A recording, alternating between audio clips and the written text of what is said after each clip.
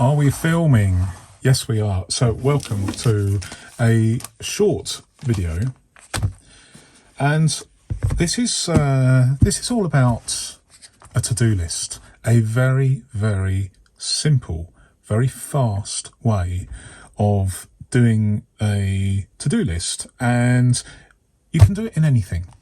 I've got a typical pocket notebook here, a bound notebook.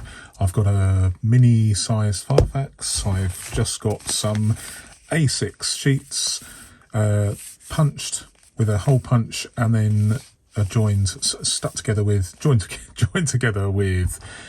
some treasury tags. And then I've got a traditional filofax. I really like this one, but you know, I'm a big fan of not necessarily a specific way of storing or utilizing or creating a to-do list, but I'm a big fan of the to-do list itself, simply because it is so fast. So long as you've got a pen, and it doesn't matter what pen you have, it could be a fountain pen, it could be a pencil, could be a Pilot G2, which is one of my favorites, or it might be a Pilot V7, which is also one of my favorites. I've used these two for many years, decades actually.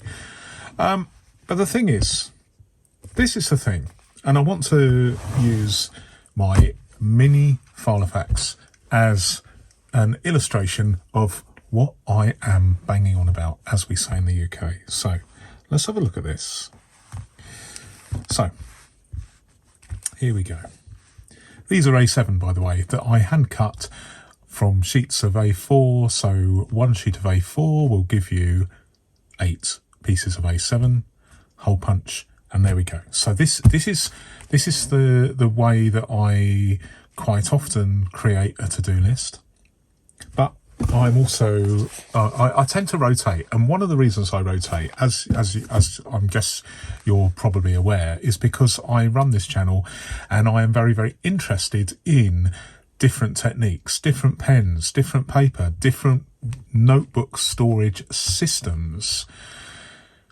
But today I want to talk about a specific thing, and I'm actually going to lower the camera so that it focuses my mind and your mind. This is the task, to look at these, the left hand side and the right hand side. So on the left we have what I would consider a traditional to-do list. So I've just titled it, you don't have to do that obviously, but I've just done it. I've just titled it to do. And then I've numbered these tasks for the day. There we go.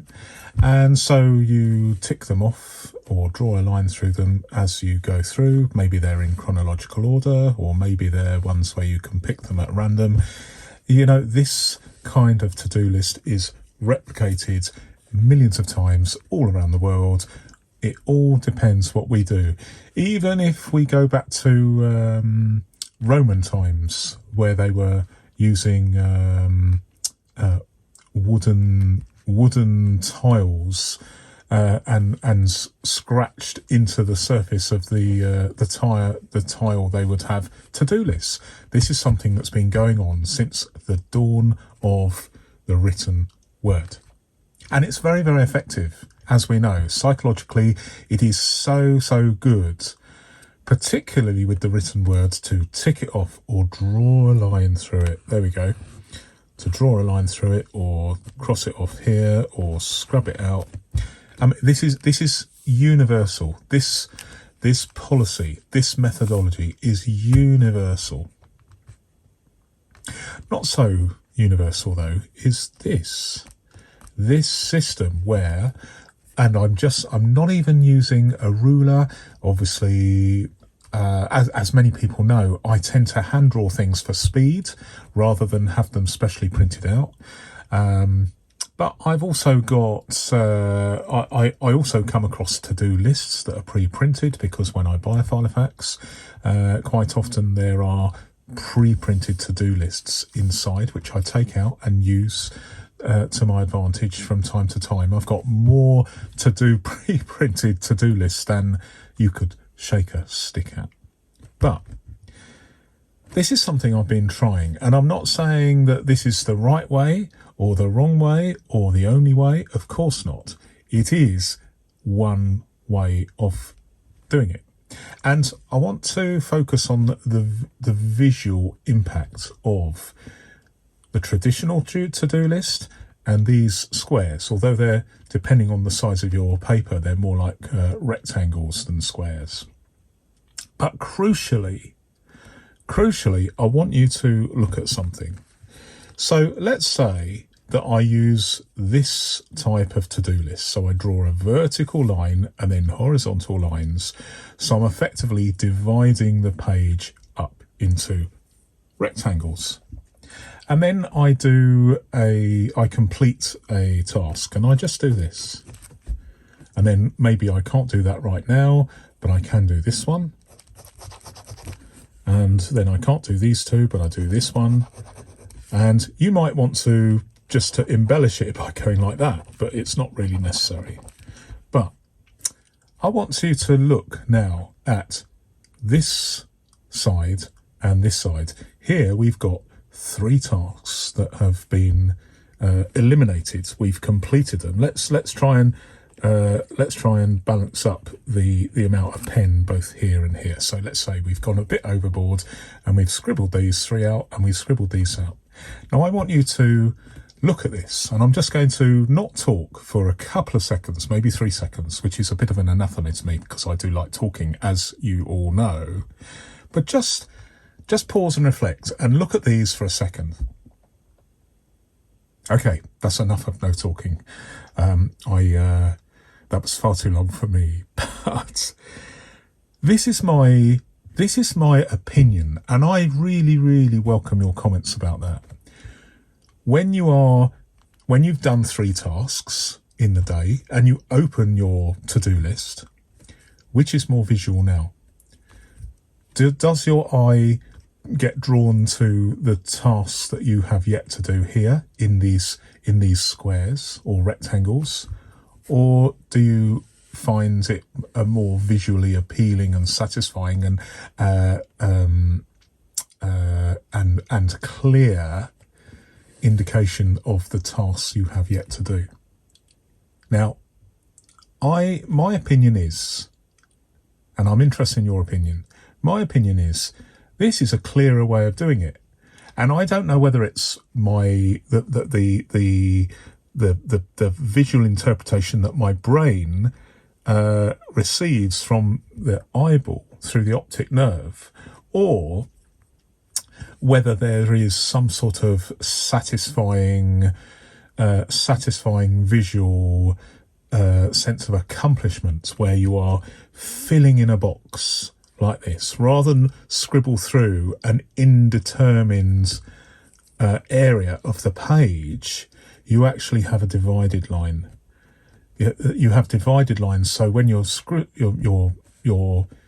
crossing out the task, I personally think this is more visual. Now, it's only a small thing in one's life in terms of productivity, but from an artistic point of view, that can be very, very appealing. And as we all know, the very act of ticking off or crossing off or drawing a line or scribbling through a task is something that many people have said and written about the psychological sense of accomplishment that is simply not available if you are using an electronic to-do list.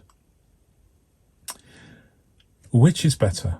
Which is more visually, which gives you a better sense of accomplishment visually? This one or this one? My personal opinion, at least right now, after using this type of to-do list where you have these rectangles, roughly drawn, doesn't need to be a ruler, it does the job because it is fast. And it's economical with paper because you can just cut your own paper. You don't have to get things printed. You don't have to use printer ink, etc. It is what it is. But I personally think this, for me, at least for me, is better than this. And in case people are saying, but what if you have a to-do that requires more than one square? Well, this is something that I rarely find, because by virtue of the nature of a to-do list, they tend to be on one line, or in this case, one rectangle. All I do, if it requires more than one rectangle, is do a little arrow there. And so I know by visually looking at this that this and this is all one to do. And it doesn't have to be from there to there. It could be from there to there. And then I can instantly see that and that, those two rectangles are part of the same to do. And it works very well, at least for me. But your mileage will vary. Let me know. Do you think this is a good idea?